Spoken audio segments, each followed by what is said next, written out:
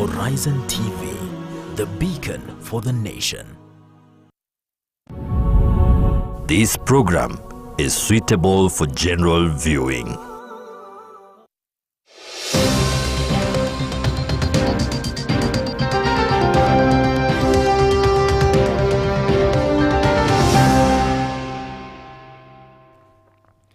It's a bit cold outside there, but alhamdulillah, here we are. Assalamu alaikum wa rahmatullahi wa barakatuh.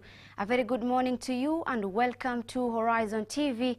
My name is Zamzam Ahmed and this is the Muslim Insight. We have so much lined up for you, but before that, let's get the headlines.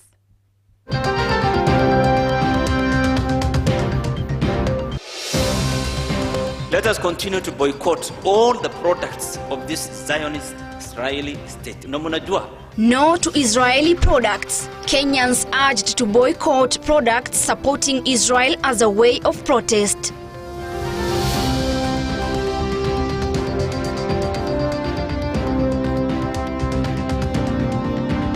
The money that someone is supposed to use to pay the rent, to feed his family, he uses it in gambling.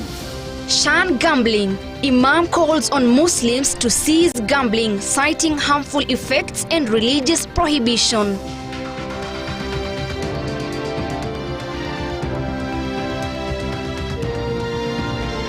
Today we are launching a product that brings Islamic financing. Lindsay Sukuk, the first Sharia-compliant financial product listed on Nairobi Securities Exchange.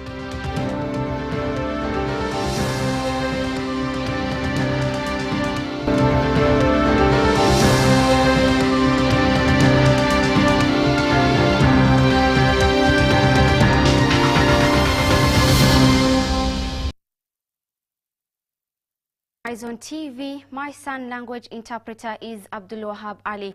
Now on to our top story. The Jamia Mosque Nairobi Committee has called on Muslims across the country to boycott products that support Israel. This call action comes in response to the ongoing massacre in Gaza by Israel, where thousands of lives have been lost and infrastructure destroyed. Speaking on Friday at Jamia Mosque Nairobi during the Friday sermon, Jamia Mosque Nairobi Majlis member and former Mandera County Senator Bilo Kero called for humanitarian support to help the survivors of the ongoing genocide. Jamia Mosque Nairobi Committee has called on the Kenyan government to make a stand and condemn the atrocities being committed against the Palestinian people by Israel. Speaking at Jamia Mosque Nairobi, the committee, through a statement, said the situation in Gaza is the most tragic catastrophe witnessed during this century, where more than 40,000 people have been killed following the continued attacks by Israeli forces. Wallahi inasikitisha, serikali ambao tumechagua ya Kenya, ambao inajidai wanaangalia human rights, ambao inajidai katika katiba yetu ya kwamba tunaangalia rights ya binadamu. Tunakaa katika United Nations, lakini what is going on in Palestine, they cannot open their mouth to condemn it. Shame on the government of Kenya. They cannot condemn even one single day. Wanaogopa Wayahudi, wanaogopa Americans, wanaogopa watakatiwa ile marupurupu kutoka IMF wapi. The committee, through the Majlis member and former Mandera County Senator Bilo Kero, emphasized the importance of economic boycotts as a form of peaceful protest against what they describe as ongoing injustices and human rights violations in Gaza. Let us continue to boycott all the products of this Zionist Israeli state. Na munajua, kwanza wa Somali munapenda kwenda hizi makafe yao, vinajaa hapa, ile chips yao, wacheni hii maneno bwana. Yeah, don't go to these places. Salah ala Nabi. Don't buy their coffee. Don't buy their tea. Don't buy their water. The call for a boycott is part of a broader movement seen in various parts of the world where activists are using economic means to protest against policies and actions they deem unjust to the people of Palestine. What is happening today in America and in Europe? Wanahangaika wale ma Starbucks na McDonald's na ile mahoteli yao yote. They are making huge loss. Manake hawa wa Kristo ambao sio Waislamu wako Europe na America ambao wana support Gaza wanakataa kukula pale. Lakini wewe Muislamu unapenda kukula pale. Unaona hiyo hoteli nyingine ni kienyeji, unataka ukae katika hiyo mahali maridadi, na wako kila mahali. You should avoid them. The Jamia Mosque Nairobi committee has called on the Muslims to continue contributions to aid efforts in Gaza. Ile msaada ambao tunapeana, the humanitarian support. Hii pesa kidogo unatoa, unaona pesa kidogo, lakini hiyo pesa inasaidia wenzetu. We have raised a lot of money from Jamia, we should continue raising. Kuna pesa inapeleka chakula. Kuna pesa ukituma inajenga borehole. Kuna pesa ukituma inasaidia wakina mama ambao wanalisha watoto yao. So let us continue using the same pay bill ya Jamia Mosque. Hiyo msaada kesho itakusaidia. The United Nations on Friday said that Israeli authorities blocked more than half of the 157 planned humanitarian aid deliveries to northern Gaza in July. That area has been under siege for 17 years now. Gaza, 17 years. Chakula hukubaliwi kupeleka huko ndani. Maziwa ya watoto haiwezi ingia Gaza. Paper huwezi kupeleka. You can't take a nail cutter into Gaza. You can't take anything into that place. The UN Agency for Palestinian Refugees has warned that the situation in the occupied West Bank is deteriorating amid ongoing Israeli attacks. For months, Qatar and Egypt have been trying to reach an agreement between Israel and Hamas to ensure a prisoner exchange and ceasefire and allow humanitarian aid to enter the Gaza Strip. But mediation efforts have been stalled due to Israeli Prime Minister Benjamin Netanyahu's refusal to meet Hamas's demands to stop the war. The whole world has called for a ceasefire in that country. Lakini mnajua ya kwamba Israel pamoja na wenzao Amerika na wengine wamekataa mambo ya ceasefire, manake they want to go ahead with the genocide. Na hii ni arrogance ambayo tumeona katika hizi nchi. Particularly the US, some of you think America is a good place. Some of you want to migrate there, lakini nchi iko na laana ya Mwenyezi Mungu. Tensions have been running high across the occupied West Bank, including Jerusalem, amid a deadly Israeli attack that has killed over 40,000 people in the Gaza Strip since October 7th. Salma Salim, The Muslim Insight. Thank you so much, Salma Salim, for that report. Now moving on, the Muslim community in the country have been urged to renounce gambling. Speaking on Friday during the Friday sermon at Jamia Mosque, Nairobi, Imam Sheikh Jamaluddin Osman detailed the detrimental impacts of gambling, including financial ruin, broken families, and the erosion of moral values. The Imam said gambling is a vice that brings more harm than any perceived benefit. The Imam highlighted the considerable harm gambling inflicts on individuals and society, stating that it is clearly prohibited in Islam. يسألونك عن الخمر والميسر. They are brought together. They are asking you about gambling and alcohol. قل فيهما إثم كبير ومنافع للناس. Tell them that there is so much evil in these two if you compare to the goodness that you get out of alcohol and gambling.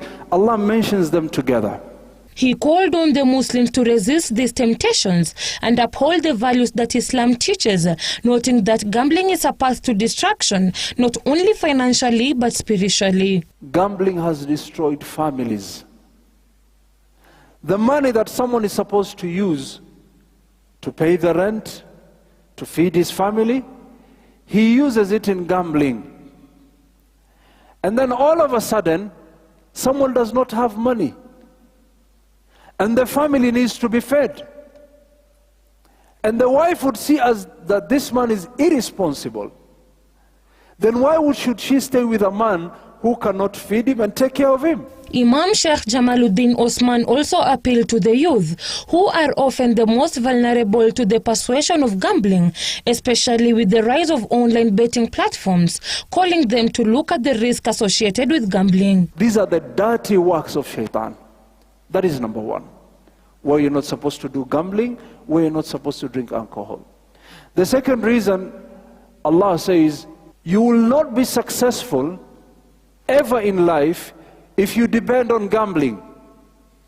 The second reason why Allah is forbidding you is so that you can succeed. Meaning that if you take part in gambling, you will never succeed. That is the second reason. Another reason why Allah is saying keep away from drinking alcohol and keep away from gambling is this is the tools that Shaitan use against you people so that you become enemies and there is animosity amongst people. Kenya is a fast-developing gambling market with over half of the population engaged in the industry. It is the mother of all evils, that is drugs in general.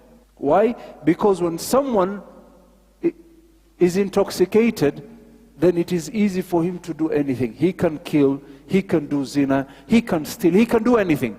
Gambling has become a menace affecting mainly the youth aged between 18 and 34 years, and the root cause of the problem being unemployment. In 2018, the government banned the importation of gaming machines and an order of a crackdown on gaming and vice dens. The then Interior Cabinet Secretary Fred Matiang'i ordered the Kenya Revenue Authority, Kenya Ports Authority and Kenya Bureau of Standards not to allow the machines in the country. Reporting for Muslim Insight, my name is Mariam Sa. Thank you, Mariam Musa, for that report. Now, in other stories, 19 cabinet secretaries who were appointed by President William Ruto were sworn in on Thursday morning as part of the broad-based government. President Ruto officially gazetted the appointment of 19 CSs in their respective dockets in line with Article 152(2) of the Constitution, which grants the head of state the power to nominate and appoint the CSs after approval of the National Assembly. I, Aden Duale, being appointed a Cabinet Secretary of Kenya. The National Assembly Committee on Appointments conducted a 4-day vetting exercise to determine whether the CSs were fit to hold office. They submitted a report approving all CSs except for gender CS nominee Soy Langat. National Assembly Majority Leader Kimani Ichung'wah said that Langat failed to demonstrate her knowledge of the docket she was nominated to. Ichung'wah said she did not adequately respond to the issues that touched on the ministry, such as gender, culture, arts and heritage. Our nation has emerged from a period of immense struggle caused by a fundamental misunderstanding about the ways and means of accomplishing what we all agree are our shared aspirations as a people, and that is a governance that delivers security and prosperity inclusively and sustainably.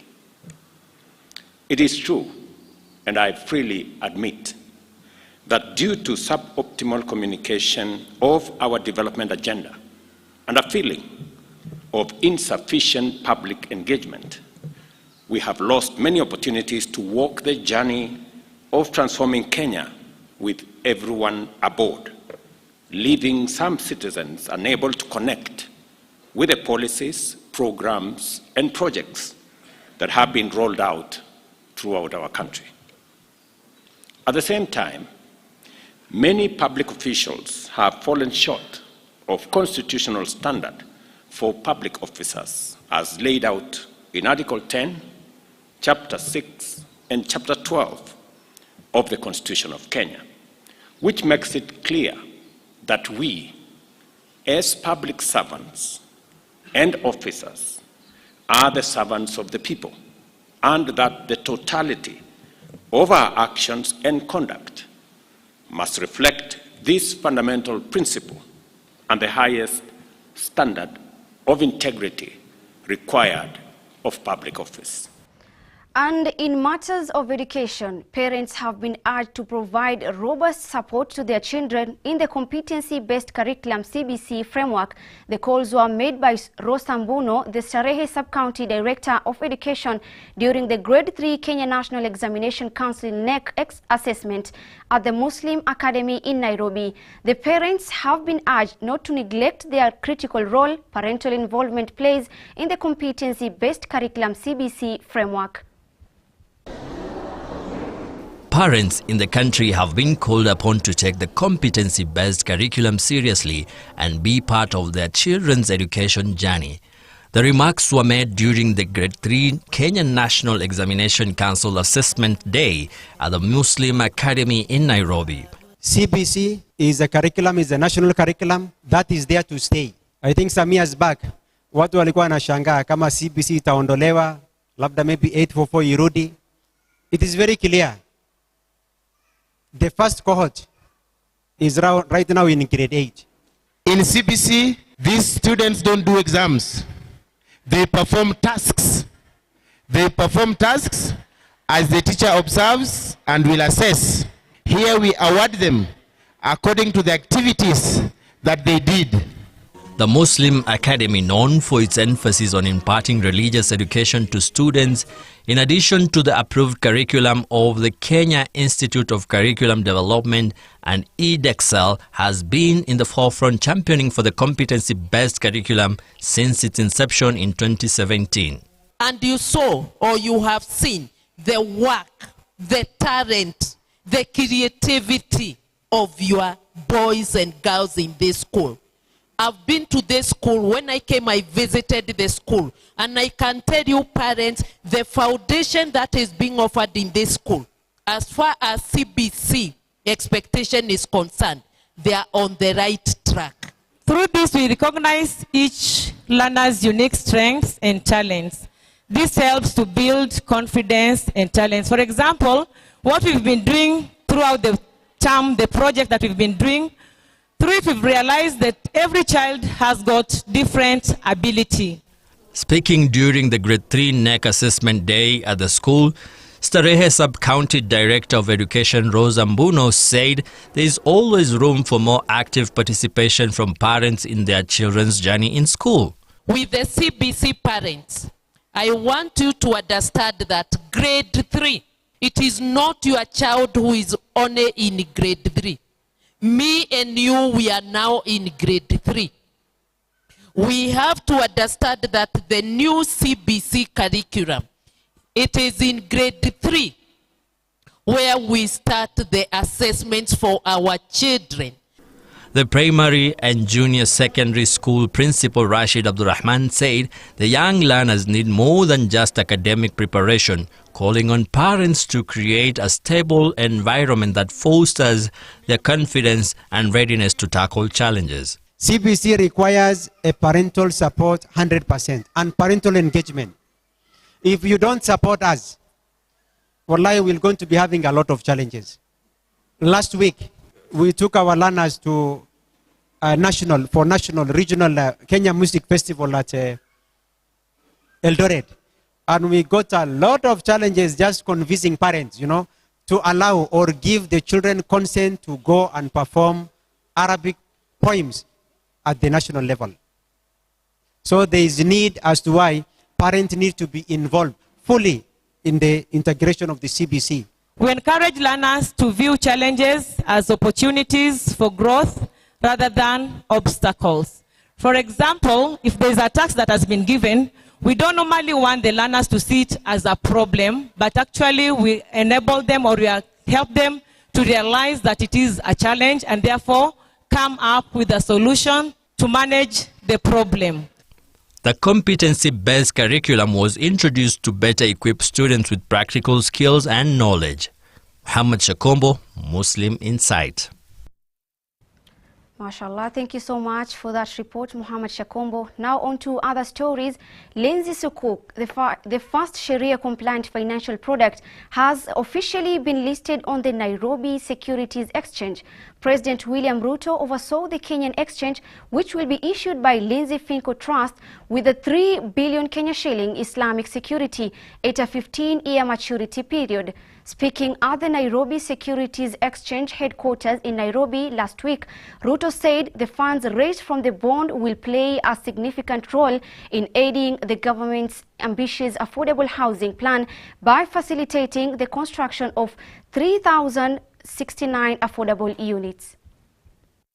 Lindsay Sukuk aims at providing housing at an average cost of 1.4 million Kenya shillings, significantly less than the current average, to enable Kenyans to own homes by paying as little as 7,700 Kenya shillings monthly over 15 years. Today, we are launching a product that brings Islamic financing put together by the Nairobi Stock Exchange to facilitate public housing.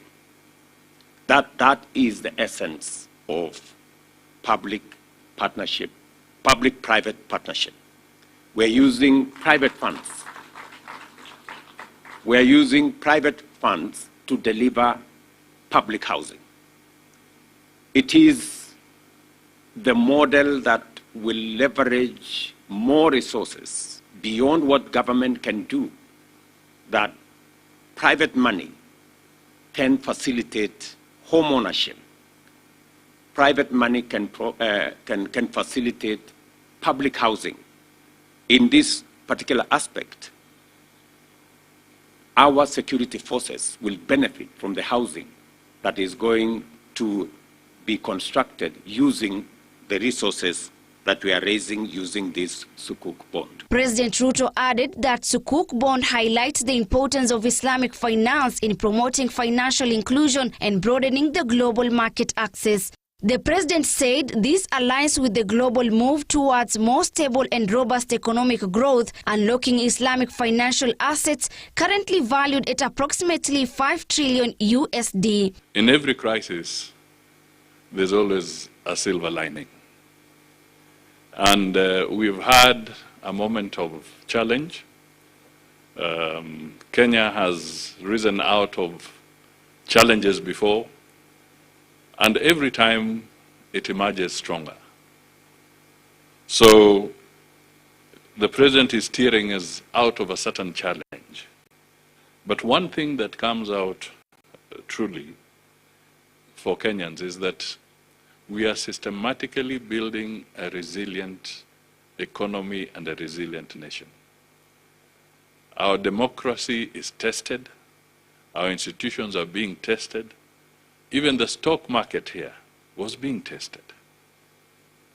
And the fact that you are here to launch another product just shows that this level of resilience is being made stronger and stronger by the day. With its listing, Lindsay Sukuk joins a portfolio of innovative financial instruments on the Nairobi Securities Exchange's unquoted securities platform, including the Ilam Fahari Income Real Estate Investment Trust and Acom Real Estate Investment Trust. The proposed privatization through an NSC will mark a decisive point in broadening Kenya's appeal to international investors and equally enhance the depth of our equity market and spillover effect on the overall financial sector of the country.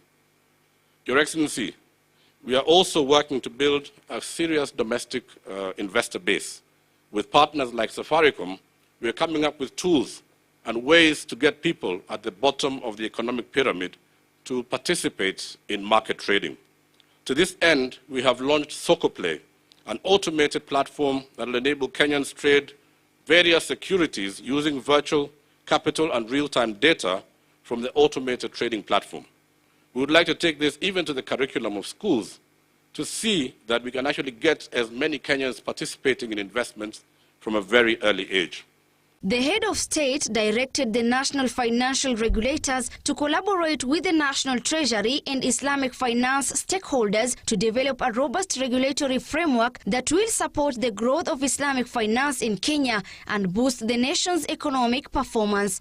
In his remarks, Sheikh Ibrahim Lithome, chairperson CPF Salih Advisory Council, said the introduction of the Lindsay Sukuk into market unlocks new avenues for investment, expands financial toolkit, and paves the way for a more inclusive and resilient economy. By directing investments towards the construction of over 3,000, I repeat again, over 3,000 affordable residential units for the Kenya Defense Forces, this Sukuk directly addresses a pressing national challenge, the housing deficit.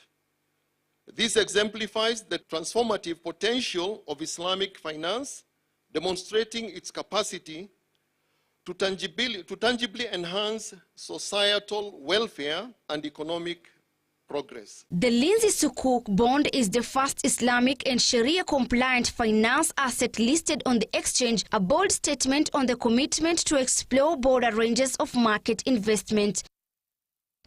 Elsewhere in the northeastern region, Parents in Garissa County have been cited as the weakest link in the fight against runaway insecurity in the area.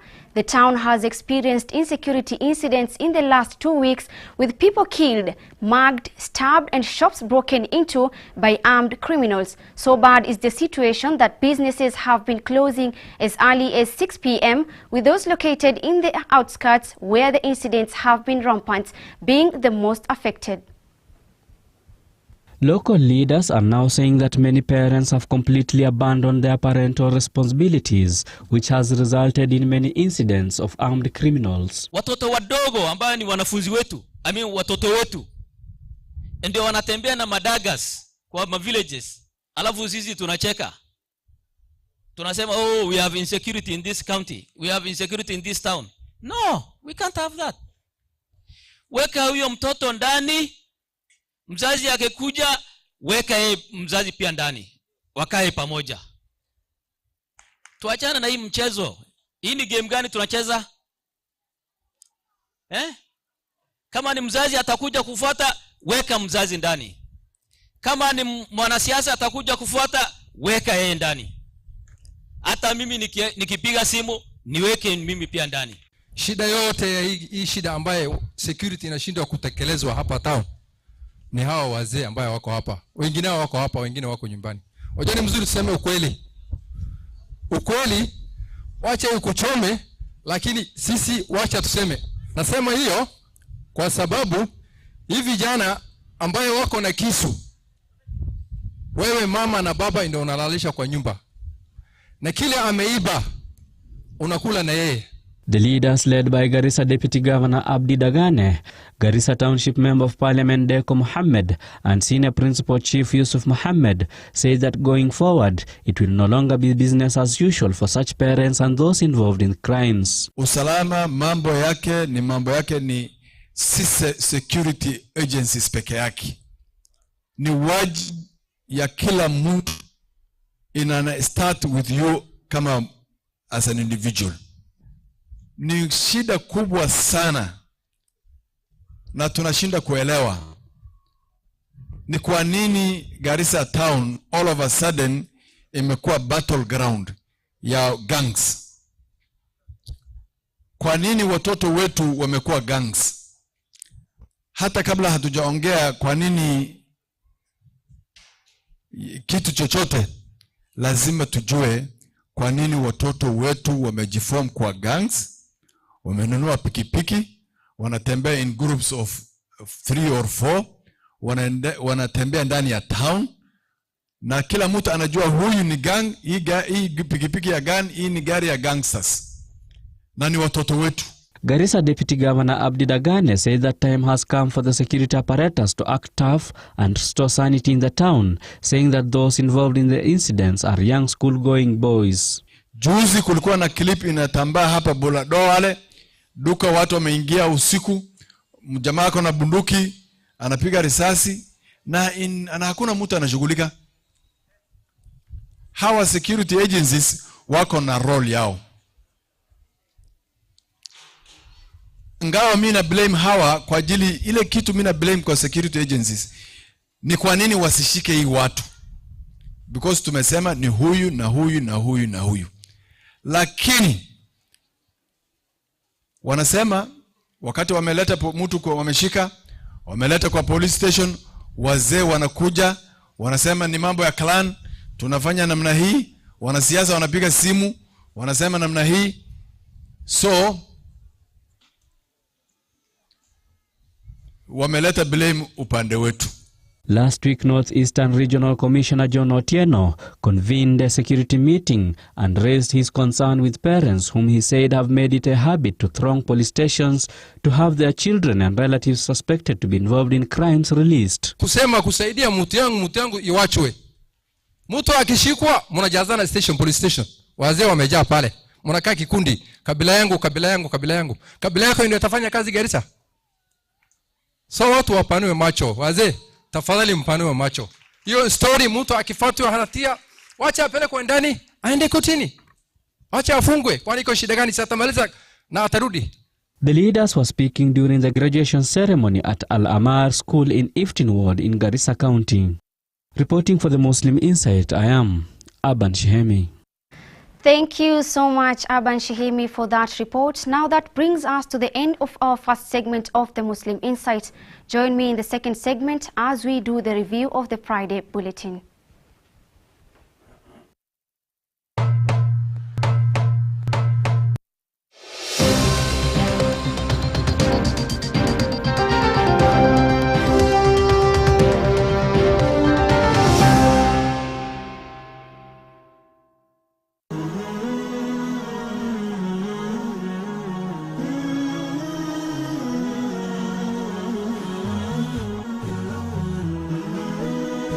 Horizon TV, the beacon for the nation.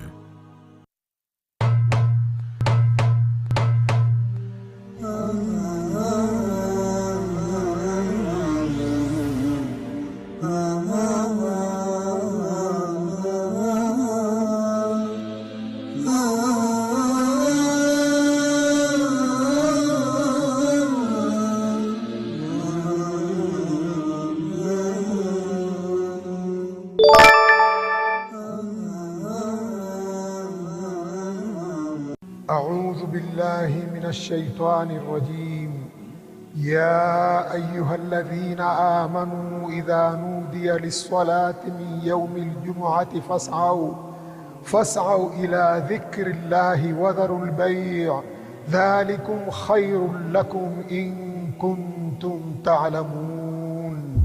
Enyi mlioamini, munapoitwa kuhudhuria swala ya Ijumaa, fanyeni haraka kuikimbilia, muache biashara zenu, hilo ni bora ikiwa mwelewa.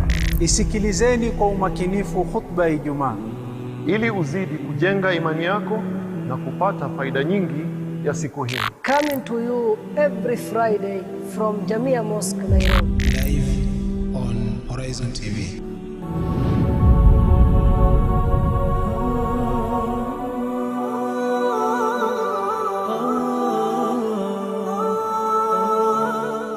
Masahaba nini hamako level moja, kuna wale ambao wako mbele kuliko wengine. Sio kila anayekutana na Rasulullah ni sahaba. Yeyote ambaye aliyewahi kukutana akakuwa sehemu moja na Mtume Muhammad sallallahu alaihi wasallam, jambo la kwanza awe amemwamini. Sharti ya tatu, wala hatuwataji masahaba kwa ubaya. Kuna faida gani tupata tukimjua Mtume sallallahu alaihi wasallam? Nabii mwenye ushawishi mkubwa duniani. Tukizikwa tukitiwa kaburini, tutaulizwa haya maswali matatu: man rabbuk, ma dinuk, man nabiyuk. Sheikh Jamaluddin anakupa simulizi. Huwezi kumpenda mtu usiyemjua na kutambua sunna zake, lakini ukimjua na ukimtambua Mtume Muhammad sallallahu alaihi wasallam, mapenzi yako yatazidi. Ufahamu Rasulullah, familia na maswahaba wake. Tazama sira ya Mtume kila Jumatatu saa 1 jioni kwenye Horizon TV.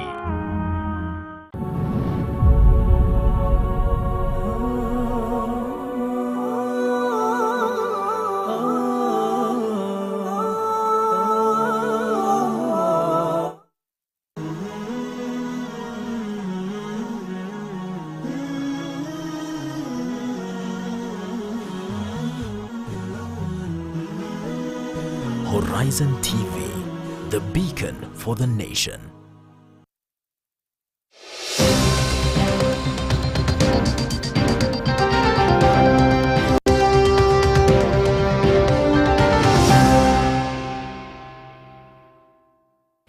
Assalamu alaikum wa rahmatullahi wa barakatuh. Thank you so much for keeping it at Horizon TV. Welcome back. This is the second segment, and as I said before I took a short break, we will be having the Friday Bulletin review. In studio to do that, I am joined by Sheikh Salim Charo. Assalamu alaikum wa rahmatullahi wa barakatuh. Wa alaikum salam wa rahmatullahi wa barakatuh. How are you doing today? I'm good, alhamdulillah. It's a bit cold outside. A bit cold, yeah, alhamdulillah. But alhamdulillah, you're here. Today we will be having the Friday Bulletin review, like I said.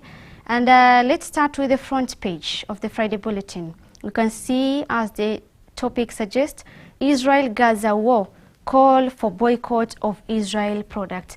This is something that most of the people have kept quiet about it, the genocide, the Israeli genocide. I want us, like the topic says, call for boycott of Israel products. Maybe what are these products, first of all? Okay, there are a lot of products, and because number one, we need to understand that war is funded, and indirectly, there are a lot of these corporates that contribute significantly towards most of the political political affairs around the world, and it has been known, it is in the public also domain, that there are companies and corporates which are, supporters of the illegal Israeli state, and also in one way or another they are supporting the war. So, and these are the products that we also need, especially as Muslims and anyone who thinks of, who cares about humanity, that they should boycott all products that that support the genocide towards our brothers and sisters in Palestine and generally in Gaza. Okay. No. According to our first report, we can see that former Senator Below Kero says that highlighted the product that are supposed to be boycotted.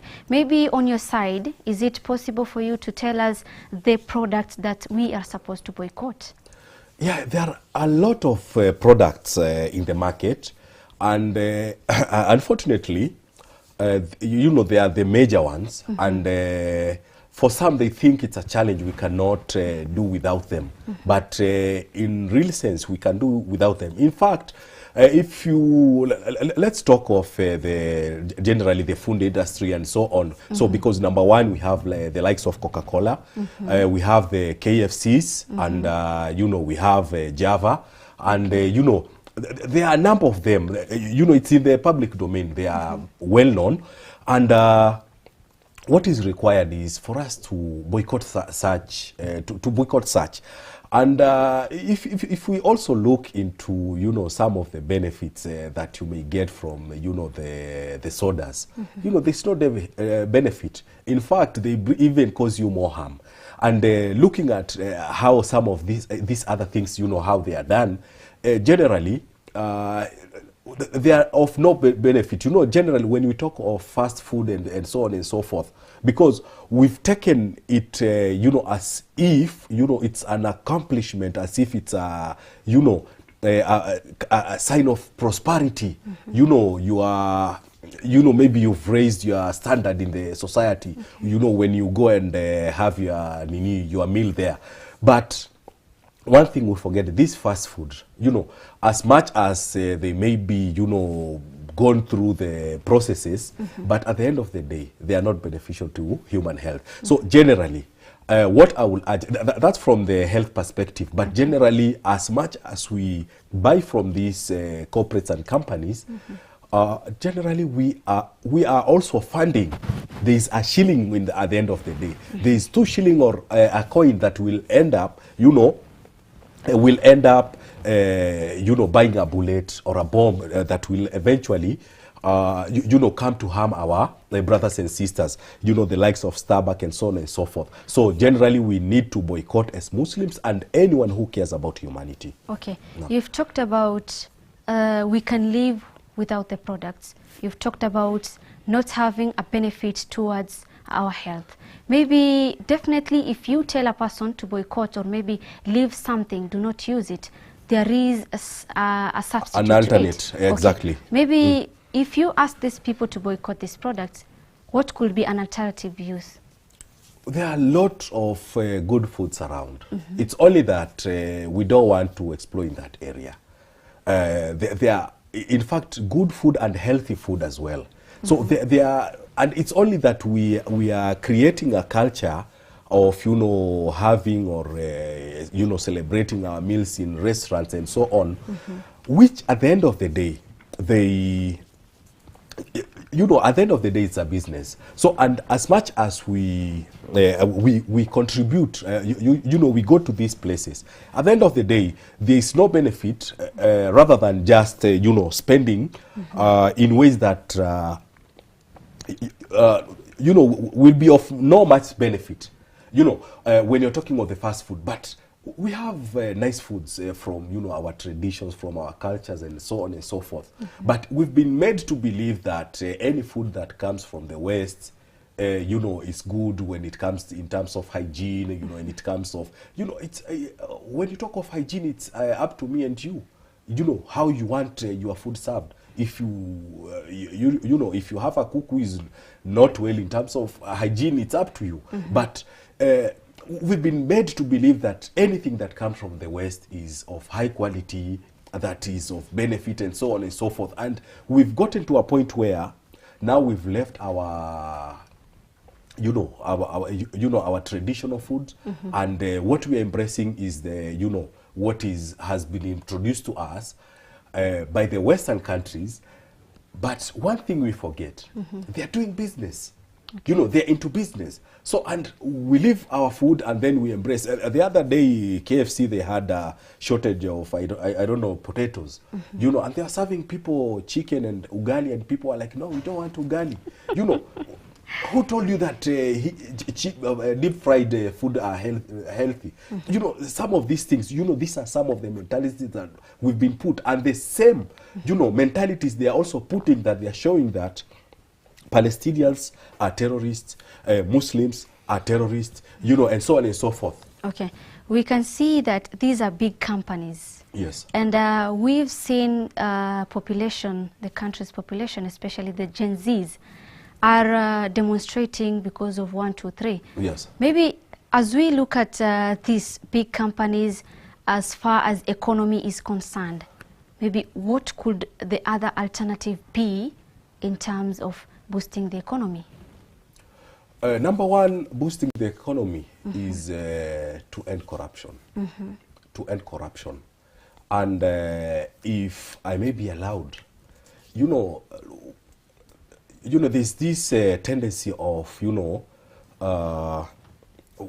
it's not replacing, but we've seen Gen Zs were concerned about the finance bill, number one. And yes, it's okay, it was shelved, and the cabinet was also, you know, sent home, and we had maybe a new face, maybe with some few individuals and so on. But that does not tell us that we are fighting corruption, because the problem is still there. Because these Gen Zs are people who are, I believe they have papers, they are learned, they are educated, and they can fit some of the positions that were given to those who are given. That's number one. Secondly, there are some people that are now CSs. Even their education is in question. Where did they go to school? Where did they, even, you know, somewhere, you get to a point where even someone tells you that I went to this school, and then even they are unable to produce a meal card. Just to show you, at least for one semester, I've been in this university or this campus, and this was my meal card or my student card. You know, to that extent. Thanks to the technology, nowadays there is online learning and so on and so forth. But still, because this, our politicians are not in need. Why are Gen Zs on the street? Because number one, they have that time. They have that luxury of going to the streets. They are jobless. They don't have work to do. You know, and this is the point they've gotten, that they decide this is how we are going to express our frustration. You know, and they have nothing to lose. You know, I've seen a number of them, you know, they are hurt, they are shot, you know, they are injured. And then after, you know, receiving first aid, you know, they swear to go back to the demonstration. Okay. We are talking about boycotting this product, and you can see these are big companies. What could the government do in order to boycott these big companies? And again, an alternative. Number one, we need to promote. Yeah, in fact, that's where I was coming. Yeah, because we really need, number one, to promote our own. You know, we can have alternative of, you know, crepes from the cassava, from arrowroots, from, you know, and there are a lot of delicacies that can be alternative to what is being brought to us, you know, in the name of creating employment. But yet we have entrepreneurs here in our own countries, and most of this youth, you know, they are capable of doing even much greater. It's only that opportunities do not allow them. So, and opportunities are only given to those corporates, international corporates and so on and so forth, and only a few benefit. Okay. So it's up to the government to give up these opportunities to the youth, and to ensure that at least they're in a position, there is a fair competition when it comes in to doing business. And also, I think this is so burning, because I believe, because when you know, Gen Zs came out, Okay. it was, you know, to fight, you know, corruption, and also to be considered, you know, to be in a fair competition when it comes to employment. We don't want someone, you know, submitting papers, but you do not qualify simply because of the community that you come from, because of the area or the region that you come from, because this is what you are doing. What have we seen in the reshuffle of the cabinet? Okay. Boycotting is one of the ways that can support the Palestinian people. You can see also creating awareness about the plight of the Palestinian. What can you say about that one? And we can see that we have the ethnic cleansing of Palestine. That is a book. Okay. Number one, if our government, and I'm using the word if, is really stands by justice, I think it should take an initiative, number one, to boycott anything to do with Israel. I think the first thing they would have done is to send away the representative of the Israeli from this country. That's number one. And number two, they really need to let people protest, because there have been a number of what you call human rights organization and CSOs that had given notice of protesting of what was happening in Gaza, but they were denied. So what does that tell you? And the other day we had the president also, you know, the comments that he had given for him also to, when he went to the Gulf and then to change. But it is really concerning when it comes to a time that we are a sovereign country and cannot stand up against any injustice. And that's what we are seeing internationally, and those are some of the, you know, all the allies that are affiliated to the illegal Israeli state. They should be, you know, Kenya should cut ties with them. And I believe countries can do without them. Yes. Okay. I want us to switch to another story in the northeastern region. You can see on page 2 that alarm raised over increased abduction in Garissa. Abduction is not something that is happening in northeastern region only, but you can see them being conducted or being done also in other parts of the country. Like we have the demonstration, people being abducted lively. What can you say about the abduction? I think number one, I should start with what the president, the head of state, William Ruto said when he came into office. He said it will be the end of extrajudicial in this country. Yeah. And we know he disbanded whatever from the DCI, he disbanded them. In the promise that there will be no more abductions, no more, you know, extrajudicial killings. But that was, you coming in with a new version of it. Because Muslims have suffered enough in this country.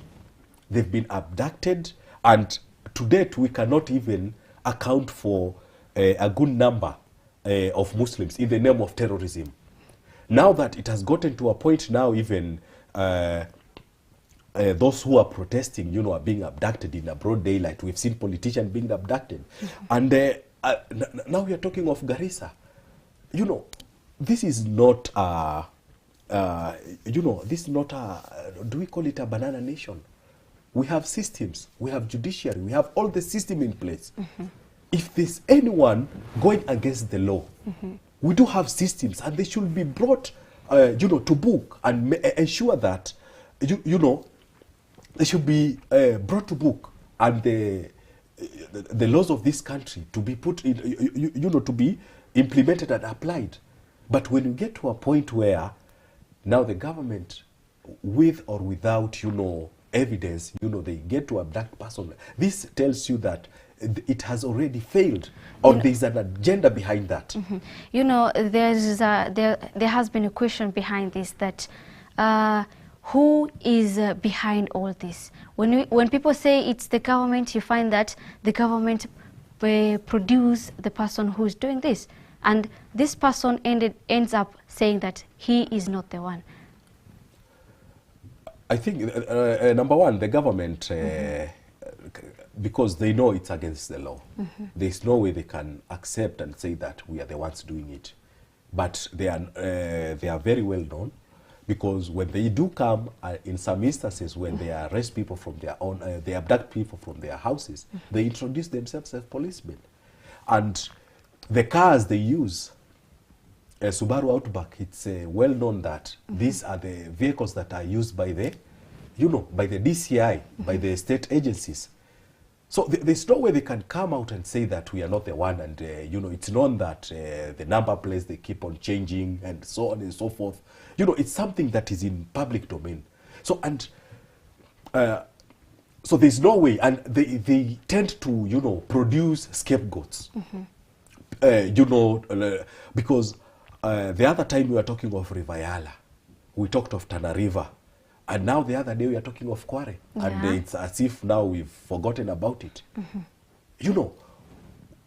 Where in a country where there is a law, the most advanced, the most progressive constitution in the world, whereby you can have not one, we cannot have two, up to 40 plus people are killed in cold blood, and there is no state agency that can come up and tell you what was happening.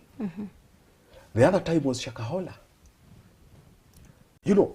For those people to come and enter into that premises, they are security agencies, but they have, luxury of looking for, for content creators, for people who are fighting for their own rights. They are able to arrest them and abduct them and put them. And yet there are people who are doing serious offenses in this country. If they are not the ones, then they should know who are the ones who are the culprits. Yes. Okay. That is a question mark there. I want us to move to other topic. We can see on page 5, that topic says Treasure 5 before 5. This is a matter of, this is general. You can see treasure 5 before 5. Maybe what are these things that we are supposed to treasure, and why? Okay, this based on the hadith of the Prophet sallallahu alaihi wasallam. He said that we should treasure and take advantage of 5 things before, or 5 things befalls us. And one of the things that the Prophet sallallahu alaihi wasallam said, we should take advantage of our youth before we get old. And that you should use it productively. Take advantage, because this is the time where you are healthy, you are productive, you have strength, and so on and so forth. So you should take advantage of it in being productive, and also when it comes also when in acts of ibadah.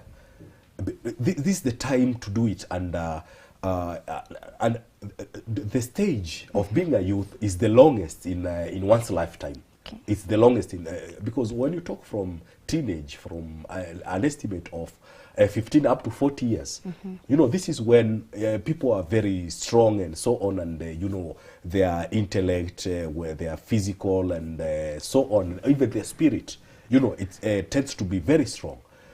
And it's very important to make sure you make good use of it before you get old. Okay. So once you are able to do the right thing, definitely when you get old, you would find a lot of challenges. The other thing that the Prophet ﷺ said, you take advantage of your good health before sickness. So when you're healthy, you are able to do things. And unlike when you are sick, yeah, you know, you become weak and you can't do a lot of things. Yeah. You cannot, you know, you cannot energetically perform acts of worship. You cannot energetically, you know, be productive in other things and so on. So generally, when you're healthy, take advantage of that. And for you to know the value of being healthy, go to hospitals, visit the sick. And the Prophet ﷺ emphasized us that we should visit the sick. There is a reward for that. So once you go there, you'll be able to know that this person yesterday was very much healthy. This is what he's been doing. But today, he's laying on bed, you know, and he's, you know, their movements are limited. So this will enable you to appreciate when you are in good health. And also take advantage of your wealth before poverty. And there's a lot that we can learn from here. Number one, from your earnings. Number two, how you spend. Number three, when it comes to giving of charity. Because when you're poor, you cannot do these things. Yeah. And in one of the traditions, the Prophet ﷺ says, "Kada al-faqru yakuna kufra." Poverty can lead a person into, you know, apostasy. What does it mean? Because when you're poor, you can do anything. You can do drugs. You can do, you know, a lot of illegal things just to earn a living. And at that moment, you cannot give sadaqah. At that moment, even feeding your own people. Because Rasulullah says also in the hadith that any flesh that grows from haram, an-naru awla bih, you know, deserves the hellfire. So, you know, it's limited. So it tells you, and all these can be also be associated with what I've mentioned before. Because when you're young, that's when you're productive. You can earn a living. When you're healthy, the same. That's when you can also earn a living. You know, you're halal. And then eventually, now when you have your wealth, you can put it into good use. Okay. And then some of others, the Prophet ﷺ talked of free time. What do we do when we are free? You know, that's the time you sit for, you know, especially for our youth, watching series, watching movies, you know. But there's that point where you get to overdo things. Can't you be a bit productive? Alternatively, one of the Salaf, righteous predecessors, it is said he was a scholar, and during his free, because he would write books, and then at some point when he's free, he would use that time to refer to other books. And when he feels that he's tired, he will use that time sharpening pencils that he will use in writing. Okay. You know, he wouldn't want to waste, you know, their time. And generally, life before death. Okay. Yeah, because eventually when you die, no, there's no amal. There's nothing else you can do beyond that. Okay. No. I think due to time, we will have to end the show there. Thank you so much for joining us here today and putting some insight on the Friday Bulletin. To you, my viewer, we can see that we have so much story in this Friday bulletin. We have Lindsay Sukuk officially listed on Nairobi Securities Exchange. Professor Mohammed Suleiman Makras passes away. We say inna lillahi wa inna ilayhi raji'un. There is a lot of story here on the Friday bulletin. But before I end the show, you are alive. You are a youth. You have free time and you are in good health and you have wealth. Use them wisely. Until next Friday, my name is Zamzam Ahmed. Assalamu alaikum wa rahmatullahi wa barakatuh.